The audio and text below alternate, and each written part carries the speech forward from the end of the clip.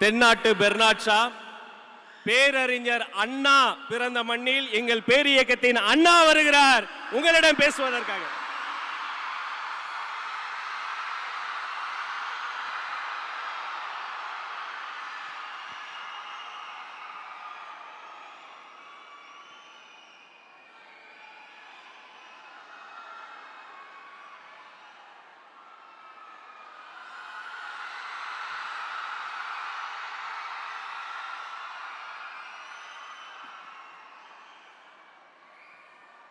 நாட்டுக்காக உழைப்பதற்கு அண்ணா பிறந்தார்.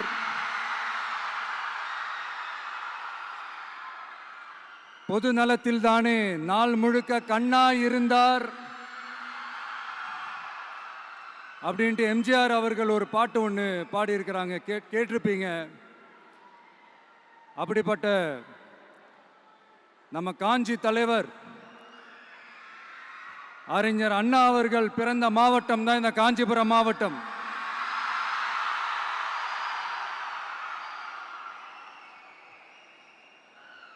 தன்னுடைய வழிகாட்டின்றதுனாலேயே தான் ஆரம்பிச்ச கட்சியினுடைய கொடியில அறிஞர் அண்ணா அவர்களை வச்சவர் எம்ஜிஆர்.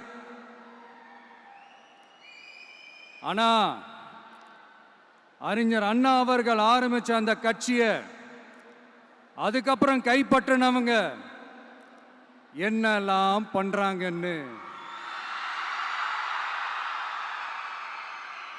நான் சொல்லிதான் உங்களுக்கு தெரியணுமா என்ன? மக்களே, உங்களுக்கு தான் அது நல்லா தெரியுமே.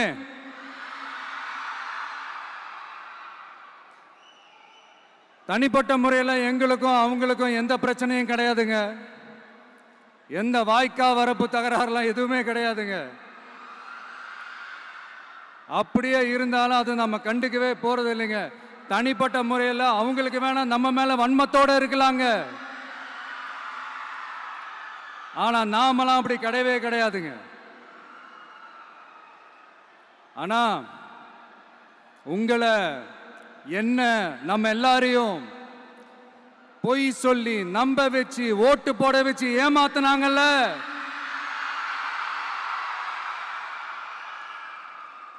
அப்படி ஏமாத்தி ஆட்சிக்கு வந்து நல்லது செய்யற மாதிரி நடிக்கிறாங்கல்ல, நாடகம் ஆடுறாங்கல்ல,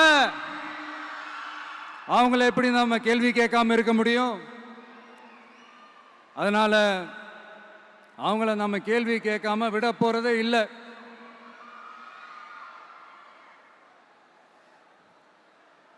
இதை ஏன் நான் காஞ்சிபுரம் மாவட்டத்தில் இருந்து நான் சொல்றேன்னா, தெரிஞ்சோ தெரியாமலோ இந்த மாவட்டத்துக்கும் நமக்கும் ஆட்டோமேட்டிக்காவே ஒரு கனெக்ஷன் ஒன்று ஏற்படுதுங்க.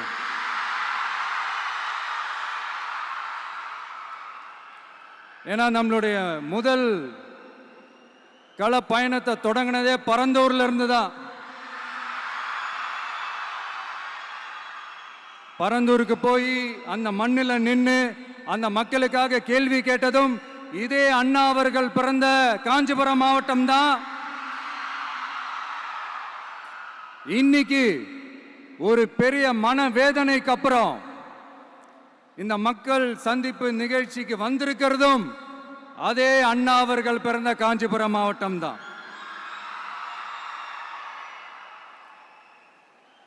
அதனால நமக்கு எல்லாமும் கொடுத்த நம்ம மக்களுக்காக எல்லா நல்லதையும் செய்யணும். அதுவும் சட்டப்பூர்வமாக செய்யணும், அங்கீகாரத்தோட செய்யணும், அதிகாரப்பூர்வமாக செய்யணும், ஒட்டுமொத்த தமிழ்நாட்டு மக்களுக்கும் செய்யணும், ஒரே மாதிரி செய்யணும், ஒரே எண்ணத்தோட செய்யணும்.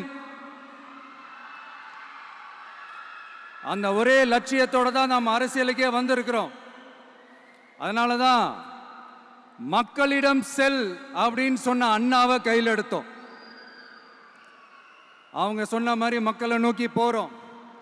ஆனா மக்களிடம் செல்னு சொன்ன அண்ணாவை மறந்தது யாரு?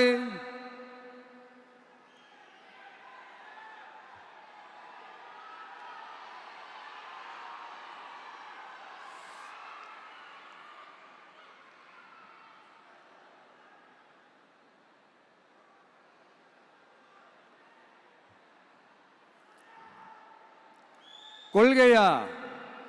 அதனப்பா கிலோ என்ன விலை என்னன்னு கேட்குற அளவுக்கு அப்படி ஒரு கட்சியை ஒன்று நடத்திக்கிட்டு அந்த கட்சியினுடைய தலைவர் தமிழ்நாட்டு முதல்வர் சொல்றாரு, நமக்கு கொள்கை இல்லையா? எப்படி? நமக்கு கொள்கை இல்லையா? பிறப்புக்கும் எல்லா உயிருக்கும்னு ஒரு அடிப்படை கோட்பாட்டை நம்ம கட்சியினுடைய ஒரு முக்கிய கோட்பாட்டை அறிவிச்ச நமக்கு கொள்கை இல்லையா? எல்லாருக்கும் எல்லாமும் கிடைக்கணும், சமூக நீதி கிடைக்கணும், அந்த சமூக நீதி உண்மையான சமூக நீதியா இருக்கணும், சாதிவாரி கணக்கெடுப்பு நடத்தணும்னு ரொம்ப ஸ்ட்ராங்கா சொன்ன நமக்கு கொள்கை இல்லையா? CAA அறிவிச்சதுக்கு அப்புறம் அப்ப நம்ம கட்சி ஆரம்பிக்கிறதுக்கு முன்னாடியே எதிர்த்த நமக்கு கொள்கை இல்லையா? வகுப்பு சட்டத்தை எதிர்த்து உச்ச நீதிமன்றத்துக்கு முதல்ல போன நமக்கு கொள்கை இல்லையா? நீட்ட வந்தா ஒழிச்சிருவேன், நீட்ட வந்தா அழிச்சிருவேன், ஆட்சிக்கு வந்தவனே ரத்து செய்யறதே நீட்ட தான், அப்படி இப்படின்னு கதையெல்லாம் விடாம கல்விய மாநில பட்டியல சேர்க்கணும்னு சொன்னதோட மட்டும் இல்லாம அதுக்கு ஒரு இடைக்கால தீர்வை சொன்ன நமக்கு கொள்கை இல்லையா? சமத்துவம் சம வாய்ப்புன்னு ரொம்ப ஸ்ட்ராங்கா சொன்ன நமக்கு கொள்கை இல்லையா? இப்படி கொள்கையை வெறும் பேச்சில மட்டுமே பேசிக்கிட்டு எல்லா கொள்கையும் அண்டர் கிரவுண்ட்ல அடக்கி வச்சுக்கிட்டு என்னமோ இவங்களுக்கு மட்டும்தான் எல்லா கொள்கையும் குத்தகைக்கு எடுத்த மாதிரி, இவங்க கொள்கையே கொள்ளை தானே. எப்படி? இவங்க கொள்கையே கொள்ளை தானே. இதெல்லாம் மக்களுக்கு யாருக்கும் தெரியாதுன்னு நினைச்சிட்டு இருக்கீங்களா?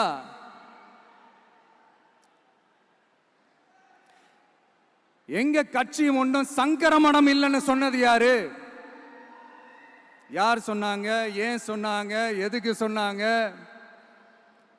இப்போ உங்க கட்சியில என்ன நடந்துகிட்டு இருக்குது அதையும் கொஞ்சம் யோசிச்சு பாருங்க, இதையும் கொஞ்சம் யோசிச்சு பாருங்க. அதனால பாப்பா, பவள விழா பாப்பா, நீ பாசாங்கு காட்டாத பாப்பா, நீ நல்லவர்கள் போல் நடிப்பதை பார்த்து நாடே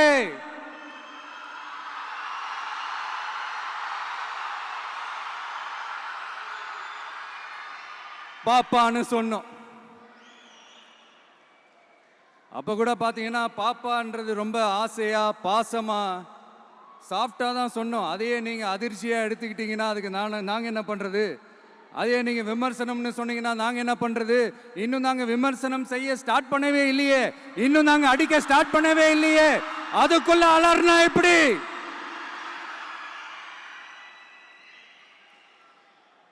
அதனால உங்க அரசவை புலவர்கள் யாராவது இருந்தாங்கன்னா கர்ச்சீஃப் எடுத்து அவங்க கண்ணீரை துடைத்து விடுங்கள். சரி, அது அவங்க பிரச்சனை, அவங்க பார்த்துக்கிட்டோம். நமக்கு எப்பவுமே மக்கள் தாங்க, மக்களுடைய பிரச்சனையை பத்தி பேசுறது தான். இன்னைக்கு நம்ம காஞ்சிபுரம் மாவட்டத்துக்கு வந்திருக்கிறோம். இங்க மக்கள் ஃபேஸ் பண்ற அந்த பிரச்சனையை பத்தி நம்ம பேசி ஆகணும்.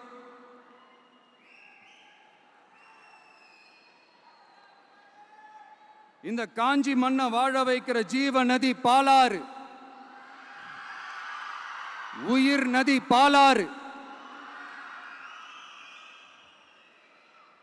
இந்த மக்களோட உயிரோடவும் ரத்தத்தோடும் கலந்து ஓடுவது பாலாறு. அந்த பாலாறை இன்னைக்கு பெரியார் பெயரையும் அண்ணா பெயரையும் சும்மா பேருக்கு வச்சுக்கிட்டு ஆட்சி நடத்துறவங்க என்ன பண்றாங்க தெரியும்ல? சுரண்டிட்டாங்க, கொள்ளையடிச்சிட்டாங்க, நாசம் பண்ணிட்டாங்க, மோசம் பண்ணிட்டாங்கன்னு இன்னும் என்ன வேணாலும் சொல்லலாம். ஆக மொத்தம் அழிச்சிட்டாங்க. இதை நான் ஏதோ போற போக்கில் ஏதோ அடிச்சு விடலங்க, ஆதாரத்தோட தான் சொல்றேன். அனுமதிக்கப்பட்ட அந்த லெவலை தாண்டி 22,70,000 யூனிட் மணலை கொள்ளையடிச்சிருக்கிறாங்க. ஆக மொத்தம் இதுல அவங்க அடிச்ச கொள்ளை எவ்வளவு தெரியுமா? ரொம்பலாம் இல்ல, கம்மி தான். 4,730 கோடி. கம்மி தான் இல்ல?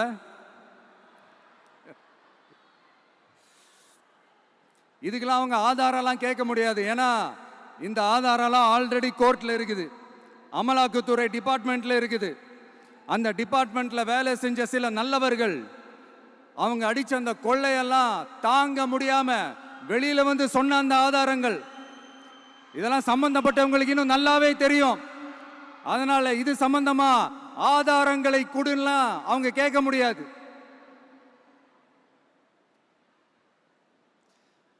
மணலை கொள்ளையடிச்சா நீர்நிலைகள் அழியும், ஏரி குளம் கண்மாய் எல்லாம் அழியும். இதெல்லாம் அழிஞ்சா விவசாயம் அழியும், விவசாயம் அழிஞ்சு போனா விவசாயிகள் அழிஞ்சிருவாங்க. ஆக மொத்தம் நாம் எல்லாரும் மொத்தமா அழிஞ்சு போக வேண்டியதுதான். இப்படி மேலிருந்து கீழே வரைக்கும் ஒரு கட்சியை சிண்டிகேட் போட்டு கொள்ளையடிக்கிறத கேள்விப்பட்டிருக்கிறீங்களா மக்களே?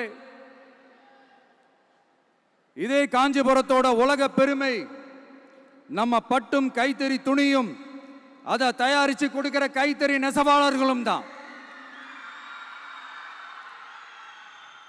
காஞ்சிபுரம் பட்டுன்னு சொன்னா உலகத்துக்கே தெரியும். ஆனா அதை தயாரிச்சு கொடுக்கிற நெசவாளர்கள் நிலை என்ன தெரியுமா? வறுமை, துன்பம், கந்துவட்டி கொடுமை. பட்டு கைத்தறிக்கு கூட்டுறவு சங்கங்கள் இருக்கு, பருத்தி கைத்தறிக்கும் கூட்டுறவு சங்கங்கள் இருக்கு. சுமார் 40,000 பேர் அதில் உறுப்பினர்களா இருக்கிறாங்க. அது போக சாய தொழில், தறிப்பட்டறை தொழில் இதை நம்பி 40,000 குடும்பங்கள் இருக்கு. ஆனா அவங்களோட ஒரு நாள் கூலி எவ்வளவு தெரியுமா?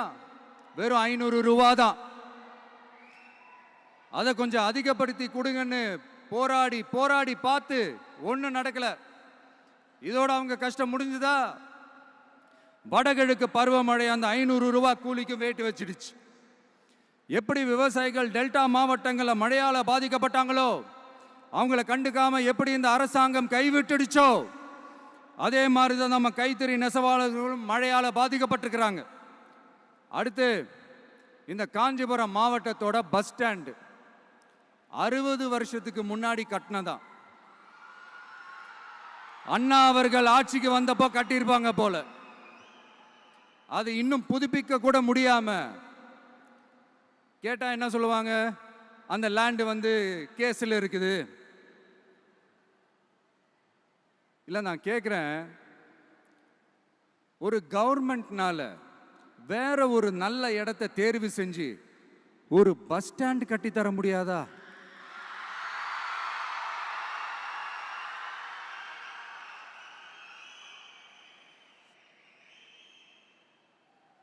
பிரச்சனை என்ன தெரியுமாங்க? அவங்களுக்கு மக்களை பத்தி யோசிக்கிறதுக்கே நேரம் இல்லை, அதுதான் பிரச்சனை. அடுத்து பாலாஜாபாத் பக்கத்துல அவலூர் ஏரி இருக்கு. அது பாலாற்றை விட உயரமா இருக்கு. அதனால என்ன ஆகுதுன்னா ஆத்து தண்ணி ஏரிக்கு போக முடியாம போயிடுது. அதை சரி பண்ணி அந்த இடத்துல ஒரு தடுப்பணையை கட்டினா ஏரி நிறைய தண்ணி நிற்கும். அப்படி நின்னா அவலூர் மட்டும் இல்ல, ஆசூர் உட்பட இன்னும் எத்தனை கிராமங்கள், எத்தனை ஆயிரம் ஏக்கர் விவசாயம் நல்லா நடக்கும். இதுக்கு இன்னும் எத்தனை வருஷம் மக்கள் கோரிக்கை கொடுக்கணும், மக்கள் போராடணும். இந்த பிரச்சனையெல்லாம் இருக்கிற அதே காஞ்சிபுரம் மாவட்டத்தில் தான் பரந்தூர் ஏர்போர்ட் கட்டுற பிரச்சனையும் இருக்குது. அந்த பிரச்சனையில கண்டிப்பா நாங்க விவசாயிகள் பக்கம் தான் நிற்போம், அதுல எந்த மாற்று கருத்துமே கிடையாது. இந்த கவர்மெண்ட் பரந்தூர் விவகாரத்தில் எங்களுக்கோ இல்ல விவசாயிகளுக்கோ எந்த விதமான காரணங்கள் சொல்லி எஸ்கேப் ஆகவே முடியாது. இப்படி மக்களுக்காக மக்களோட பிரச்சனைகளை எடுத்து பேசுறதுனால இப்போ ஆட்சியில் இருக்கிறவங்களுக்கு நம்ம மேல ஒரு ஆத்திரம் வரத்தானே செய்யும். அதனால தான் நீங்க பார்த்தீங்கன்னா சட்டசபையில் ஆரம்பிச்சு ஒரு சாதாரண நிகழ்ச்சி வரைக்கும் எல்லா மேடையிலையும் மேடைக்கு மேடை டிவிக்கே தான். டிவிக்கே அவதூறு, அவதூறு டிவிக்கே, டிவிக்கே அவதூறு, அவதூறு டிவிக்கே. இதுக்கெல்லாம் கண்டிப்பா நாங்க பதில் சொல்லுவோம், சொல்லாமலாம் இருக்க மாட்டோம். இப்ப கூட கரூரை பத்தி பேசுவேன்னு எதிர்பார்த்திருப்பாங்க, அதை நான் கொஞ்சம் அப்புறமா பேசுறேன். பட் இப்போ நம்மளுடைய விஷன் என்னன்னு சொல்லணும்னு நான் கொஞ்சம் ஆசைப்படுறேன். நம்ம ஆட்சிக்கு வந்தா, அது என்ன வந்தா,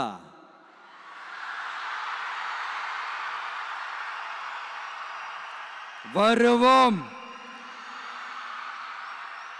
மக்கள் கண்டிப்பா நம்மள வர வைப்பாங்க. மக்களுக்கான ஆட்சியை மக்களே விரும்பி வர வைக்கத்தானே செய்வாங்க. அப்படி மக்களால் அமைக்கப்பட போற நம்ம ஆட்சியில நம்ம என்ன செய்ய போறோம்ன்றது அதுக்கான அந்த தேர்தல் அறிக்கையில்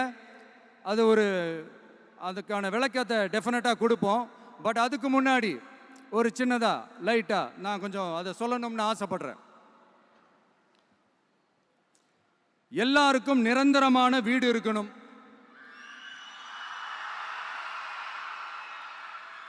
ஒவ்வொரு வீட்டுக்கும் ஒரு மோட்டார் சைக்கிள் வாகனம் உறுதியா இருக்கணும். காரும் தான் லட்சியம். அதுக்கான வசதி வாய்ப்பை உருவாக்குற அளவுக்கு பொருளாதார வளர்ச்சிக்கு வழியை உண்டாக்கணும். ஒவ்வொரு வீட்டில் இருக்கிற ஒவ்வொருத்தரும் மினிமம் டிகிரி படிச்சிருக்கணும்.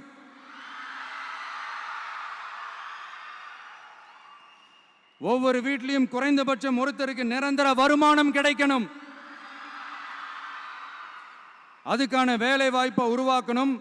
அதுக்கு தகுந்த மாதிரி கல்வியில பாடத்திட்டத்தில் சீர்திருத்தம் செய்யணும். கவர்மெண்ட் ஹாஸ்பிட்டல்ஸுக்கு மக்கள் எல்லாரும் பயம் இல்லாம நம்பி போற மாதிரி மாத்தணும். பருவமழை காலத்தில் ஏற்படுற வெள்ளத்தால ஊரும் சரி மக்களும் சரி விவசாயமும் சரி பாதிக்கப்படாம இருக்கணும். அதுக்கு 4000 கோடி திட்டம்னு ஒரு உருட்டுனாங்களே,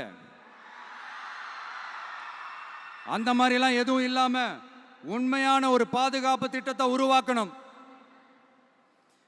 மீனவர்களோட, தொழிலாளர்களோட, நெசவாளர்களோட, அரசு ஊழியர்கள் மற்றும் ஆசிரியர்களோட கருத்து கேட்டு அவங்களுக்கான பாதுகாப்பு மற்றும் வளர்ச்சி திட்டங்களை உருவாக்கணும். உருவாக்குறது மட்டும் இல்லை, அதை செயல்படுத்தணும். முக்கியமா இண்டஸ்ட்ரியல் டெவலப்மெண்ட்ஸ்ல கான்சென்ட்ரேட் பண்ணணும். எல்லாத்தையும் விட ரொம்ப ரொம்ப முக்கியம், சட்டம் ஒழுங்க ரொம்ப ஸ்ட்ரிக்டா வச்சிருக்கணும். நம்மளுடைய அம்மா, அக்கா, தங்கச்சிகள், அவங்களுடைய பிள்ளைகள், குழந்தைகள் எல்லாருக்கும் பாதுகாப்பை, அதுவும் உண்மையான ஸ்ட்ராங்கான பவர்ஃபுல்லான பாதுகாப்பை உண்டாக்கணும். அண்ணா யூனிவர்சிட்டியில நடந்த அந்த பெண்ணுக்கு நடந்த அந்த பிரச்சனை மாதிரியோ, இல்ல கோவையில் நடந்த அந்த கல்லூரி பெண்ணுக்கு நடந்த பிரச்சனை மாதிரியோ அதெல்லாம் நடக்க விடவே கூடாது. நம்ம வீட்டு பெண்கள் ஸ்ட்ராங்கா, பயமே இல்லாம தைரியமா இருக்கணும்.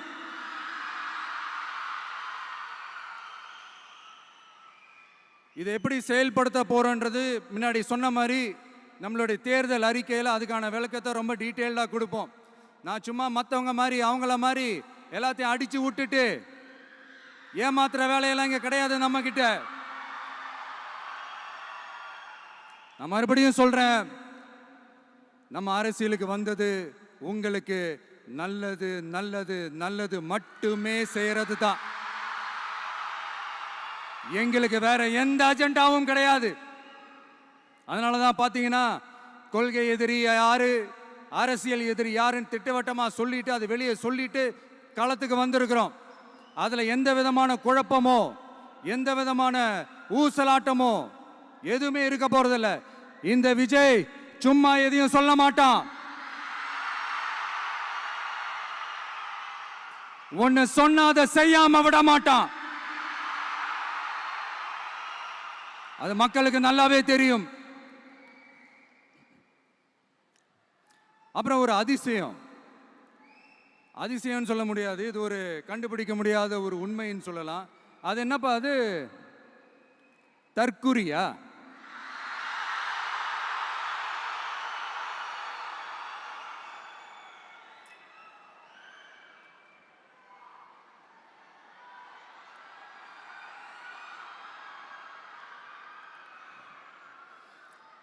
நம்ம டிவிகேக்கு சப்போர்ட் பண்ற கோடிக்கணக்கான லட்சக்கணக்கான மக்கள், நம்மளுடைய நண்பிகள், நம்மளுடைய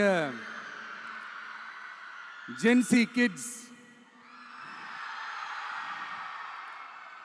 எல்லாரையும் தற்குறிகள்னு சொல்லி வாங்கி கட்டிக்கிட்டு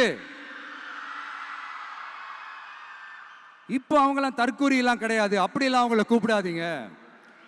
அவங்க சங்கிகள்லாம் கிடையாது, அப்படியெல்லாம் அவங்கள கூப்பிடாதீங்கன்னு சொல்லி ஒரு குரல். யாருடா அந்த குரல் அப்படின்னு பார்த்தா, இப்போ ரீசெண்டா அறிவு திருவிழான்னு ஒன்று நடத்தினாங்கல்ல, சாரி அவதூறு திருவிழா. அதுல அவங்க தலைமையே குழப்பற மாதிரி, அறிவு கண்ணை திறந்து வைக்கிற மாதிரி ஒருத்தர் பேசியிருக்கிறார். அவர் யாருன்னா அது அவங்களோட எம்எல்ஏவே.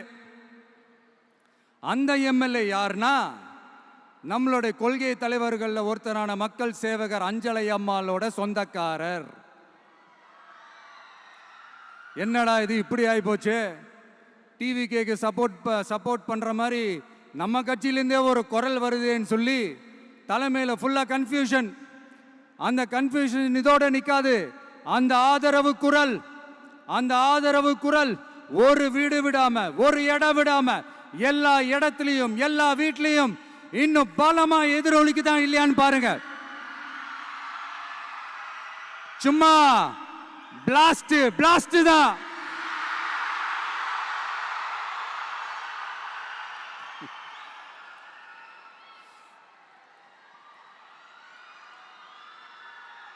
இது இன்னைக்கு நேத்தெல்லாம் நடக்கலைங்க, 1972லயே நடந்து முடிஞ்சிருச்சு. எப்போ எம்ஜிஆர் அவர்கள் கட்சி ஆரம்பிச்சாங்களோ அப்பவே அது ஒரு கூத்தாடி கட்சி.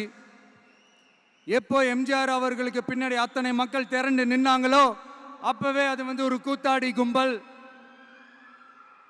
நடிகர் கட்சின்னு சொன்ன ஒருத்தர் அதுக்கப்புறம் எம்ஜிஆர் கூடயே போய் சேர்ந்துட்டாரு. இன்னொருத்தர் இவரெல்லாம் ஒரு ரவுண்டு தாங்க வருவாரு, ரெண்டாவது ரவுண்ட்லாம் காணாம போயிடுவார்னு சொல்ல இன்னொருத்தர் அதுக்கப்புறம் போய் எம்ஜிஆர் கிட்டே போய் சேர்ந்துட்டார். ஸோ இந்த மாதிரி இவங்க 2 பேர் மட்டும் இல்லை, ஒட்டுமொத்த தமிழ்நாட்டு மக்களும் எம்ஜிஆர் அவர்கள் கூட தானே போய் சேர்ந்தாங்க.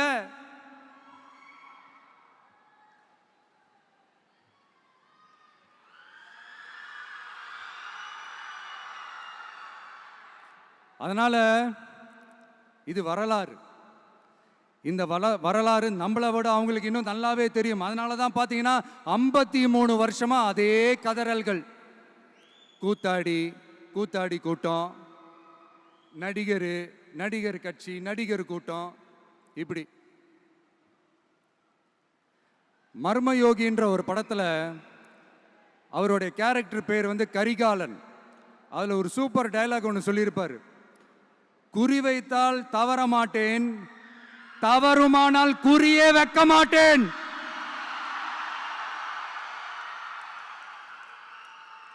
இதெல்லாம் யாருக்கு சொல்றோம், எதுக்கு சொல்றோம்னு புரிய வேண்டியவங்களுக்கு புரிஞ்சா நல்லா இருக்கும்.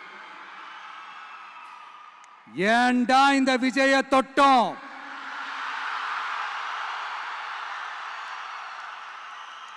ஏண்டா விஜய் கூட இருக்கிற அந்த மக்களை தொட்டோம், நினைச்சு ஃபீல் பண்ண போறீங்க.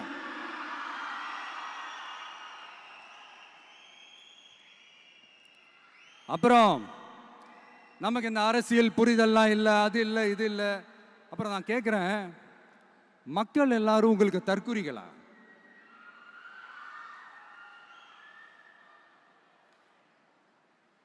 அதே மக்களோட ஓட்டு வாங்க போற நாம தற்குறிகள்னா, அப்ப இவ்வளவு நாள் அதே மக்கள் கிட்ட தானே நீங்க ஓட்டு வாங்கிட்டு இருந்தீங்க. அப்ப நீங்க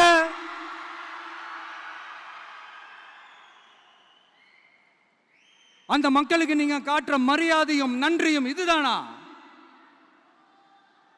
ஒண்ணு மட்டும் சொல்றேன், எழுதி வச்சுக்கோங்க. இந்த தற்குறின்னு சொல்றீங்கல்ல, இந்த தற்குறிகள்லாம் ஒன்னா சேர்ந்துதான் வாழ்நாள் பூரா விடையை கண்டுபிடிக்காத முடியாத அளவுக்கு உங்க அரசியலே ஒரு கேள்விக்குறியாக்க போறாங்க.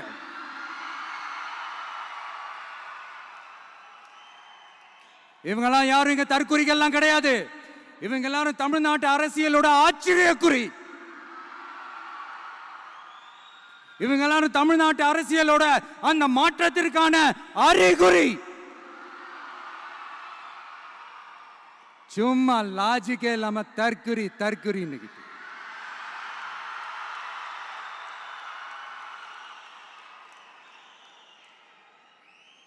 நண்பா, நண்பி,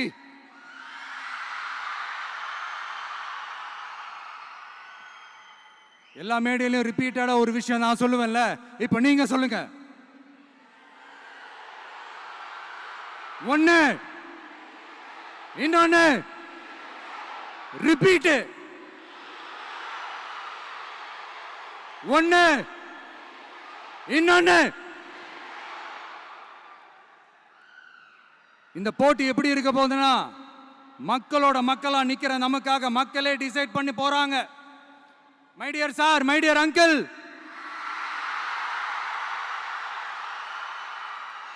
ஆல்ரெடி டிசைட் பண்ணியாச்சு. கான்பிடென்டா இருக்க மக்களே, நல்லதே நடக்கும், வெற்றி நிச்சயம். மீண்டும் சந்திக்கும் வரை நன்றி, வணக்கம்.